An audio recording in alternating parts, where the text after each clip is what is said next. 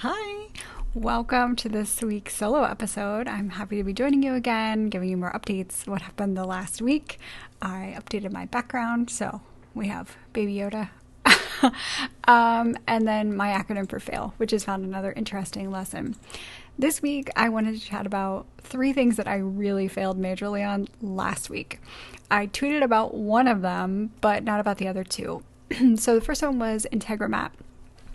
I was trying to set up an Integromat scenario to move some data from Airtable to Webflow and wanted it to run just once a day. That doesn't sound very difficult, and in reality, I'm sure that it isn't. But the fail came in with the formulas. So in order to do all of that, you need to set up a formula structure that I set in Airtable correctly with the help of Kevin from Launch MBA. Thanks, Kevin. So I set all that up correctly, but as luck would have it, the formulas in Airtable do not match exactly with the formulas in Integromat, and I do not have enough background knowledge in that area and expertise to figure that out. So after hours, I'm talking, I think it was around 5 hours of trying to figure that out, I scrapped the whole thing and set up a Zap as an interim step. The Zap took no time at all, but it was running continuously. And a couple of things happened when I tweeted that out. Of course, Integromat is always listening, right? Social listening, very important. And so I was able to have an opening discussion with them and bring some attention to maybe where some education is needed. And they responded greatly with, yes, we are bringing more education, and, some things are more complex than others. Totally get that.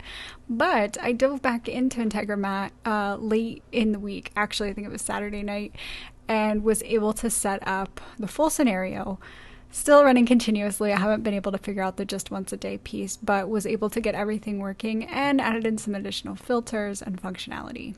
So I was really excited about that. So the lesson there is, if it doesn't work the first time, take a step back, maybe take a couple of days off. Make sure you're letting these companies know. It helps them so that they are aware of maybe where there are gaps in their education and what tools they can use to provide you to use their product.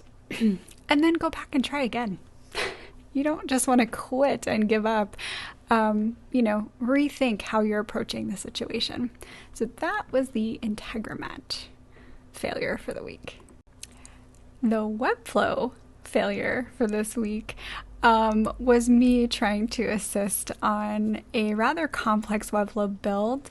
And it wasn't necessarily a failure in that I couldn't do it. It was that I set the expectation for myself that I had to stop what I was doing and work on that.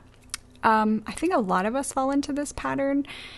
We genuinely want to help each other, and sometimes that comes at the expense of our own work. And I made that mistake a lot in 2020. It was one of my biggest failures of last year, was falling into the pattern of, I'm going to stop exactly what I'm doing and help you solve your problem. So I put up some boundaries this year and said, hey, I can't do that anymore. I have to focus on the things I've outlined. If you know and you're a loyal listener, I have discussed previously that I have ADD and kind of just shiny object syndrome and venture off to the next thing, which has not served me very well. So I fell back into that pattern in the middle of the week this week, and again lost quite a few hours of my own work trying to dive in and help somebody else's problem. And not that I can't get to it, but it was at the expense of my own work, and so kind of set me up on a spiral to make my whole day off kilter, and I didn't get accomplished what I had set out to accomplish. So the lesson there is, stick to your boundaries, and while you can help people, you can't help everyone. It's a lesson I learn daily. I definitely want to help everyone and try to as much as I can. Now, what I did in the interim was provide some resources in terms of tutorials that already existed and some other like things to help that person work through their issue. So that was the Webflow lesson of the week. The third lesson I had this past week, fail, I guess, is audience. Oh man, I have such an ill-defined audience, and I still struggle with this. I have been trying to come up with why I have been consistently failing on not making $1 on the internet.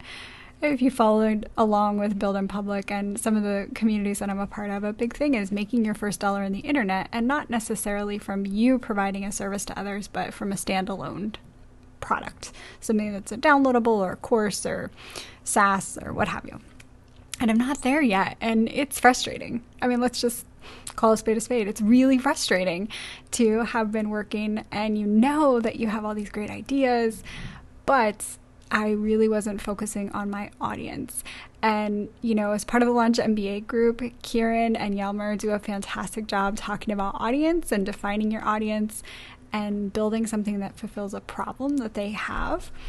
And I've really been lacking on that. So I think the lesson there is just to take a step back and really evaluate what the problems are within my audience and then move forward with building.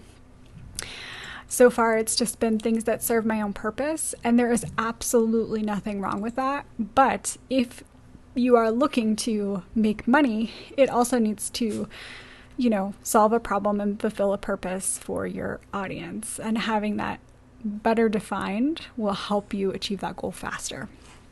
It's not that it's unachievable, just will happen a lot quicker with a well-defined audience. So I'm working at that. That is a work in progress. Currently, I would define my audience as any creative. That's pretty broad and not really specific. So that's kind of what I'm working at this week. Those are my 3 fails for the week. So the Integromat issue, the Webflow issue, and ill-defined audience. And I learned some really valuable lessons.